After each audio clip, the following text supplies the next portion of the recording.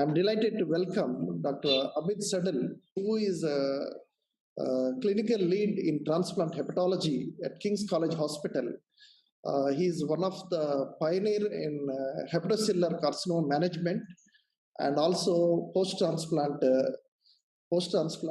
management, and he's going to join with us for the panel discussion.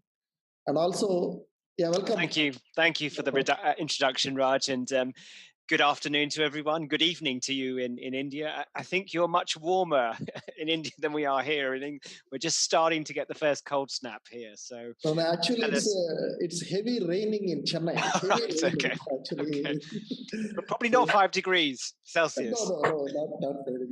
So thanks, Amit, for joining. And let me welcome Wael Jessam, who is no introduction for Indian friends. Everybody, a lot of Indian doctors know him, and he has been with King's College for past 15 years. He's a pioneer in normothermic reperfusion, and he started the trial, and he's doing a lot of research in that. And also, his ongoing trials are DFAT trial and also PLUS trial. He has got enormous support from the government for these trials. And thank you, Wael, for joining with us for this discussion. Thank you for having me. Thank you for having me, and good to see you, Raj, and Srinivas and everyone. Thanks, Wael. Thanks, Wael. Prof, before going to discussion, there are a couple of questions related to DDLT graft dysfunction. Yeah. You know, from Canada, Blaine Amir joined just briefly, and he posted a question which is practically we do in King's. He was asking when you do a transplant with marginal graft and you had a cardiac arrest and interop, you give CPR, and sometimes you will put them in ECMO. And yes. Do you go ahead with the transplant after putting them into ECMO, or what is your viewpoints, Prof, and what is your experience with that ECMO and transplant?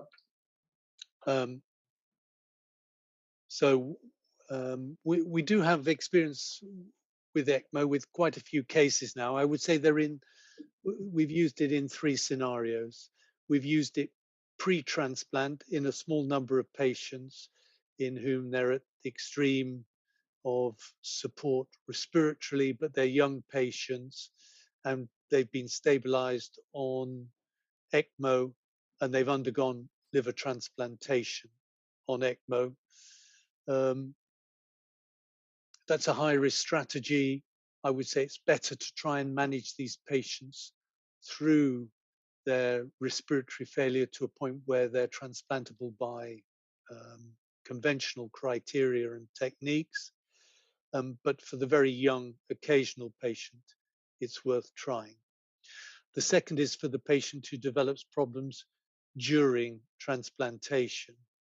What I would say is if the native liver is intact with all of the blood vessels there, you may be better stopping at that point and trying to get the patient into a better condition and coming back for transplantation rather than going on to ECMO. But that's for debate. I think the problem comes when you've implanted the liver, they get a cardiac arrest on table. What I tried to say is differentiate it from a reperfusion injury, and it can sometimes be difficult. So don't panic, try and resuscitate the patient, do effective cardiac massage, and work with the anaesthetist to try and stabilize the condition. But for a patient then who remains unstable, who's difficult to ventilate, then ECMO is a valuable way of trying to help and to stabilize them. And again, we have experience of that, and we have patients who've survived through that.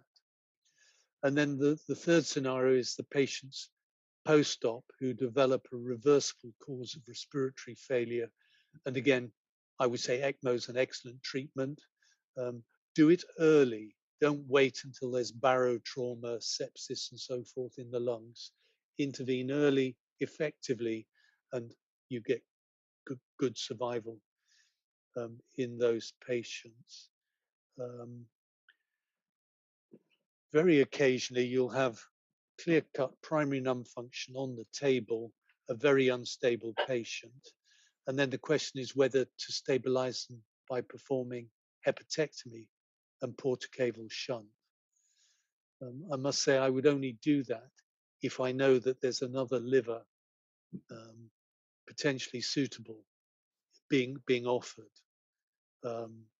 It's very difficult, I think, to render someone anhepatic and send them back to the intensive care with no liver in sight and potentially no possibility of retransplantation. So that places one in a very difficult situation with difficult conversations with the family. Luckily, it's a relatively uncommon event. How long you can wait with portocaval shunt? Patient is in ICU waiting for the liver prof? Well, that's the problem with severe primary numb function. These patients will often die by 48, 72 hours. And that's where the difficulty is in maybe rendering some of these patients anhepatic. Certainly, if I had a living donor available, then taking the patient back to theatre, making them anhepatic, and stabilizing them would be helpful.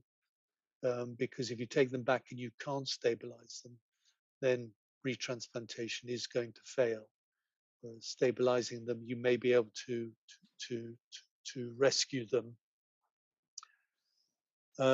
What's the longest I've seen a patient anhepatic? On the adult side, we had a patient who was anhepatic for 3 days, who came to retransplantation, but died about a month later from septic complications. I think with survival, we've had patients who've been anhepatic for 36 hours. On the pediatric side, I've had one neonate anhepatic for 7 days before they died from multi-organ failure. Certainly, we've had children who've survived 48 hours anhepatic and been transplanted. But these are rare events. They're highly stressful.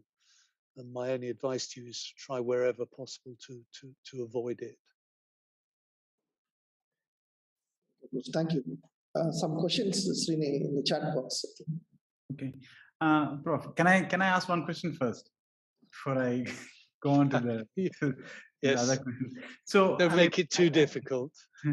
I mean, it's an excellent talk, and it actually really clearly showed the differences in the way deceased donor livers and LDLT graft dysfunction. The deceased donor liver, the patients that are sicker from the theater itself, they become very sick. Now, I mean, I know you especially in King's with you, and while you're doing a lot of normothermic perfusion now, so the livers are probably much better preserved. I wouldn't say better quality, but at least better preserved when they are implanted. So is there any, difference in the kind of graft dysfunction you're seeing? Are you seeing it more later now, like in the LDLT setting, or are you not seeing it at all? Yeah, that's a really good question. Look, we're not using machine perfusion systematically for every patient, and I think that is an issue. Part of that is cost. Part of that is organizational.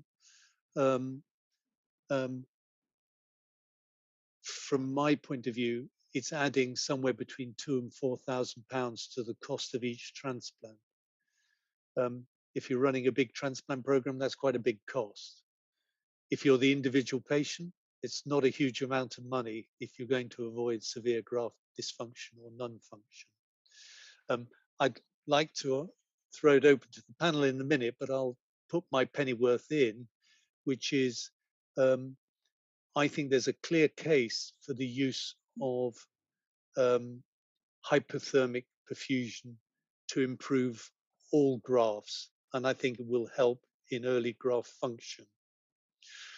I think with normothermic machine perfusion, you still get an ischemic injury on the machine, and then you see how the liver is recovering and you see how the graft is functioning. So with hypothermic machine perfusion, you don't see that. So it depends on the situation you're in as to which one you prefer.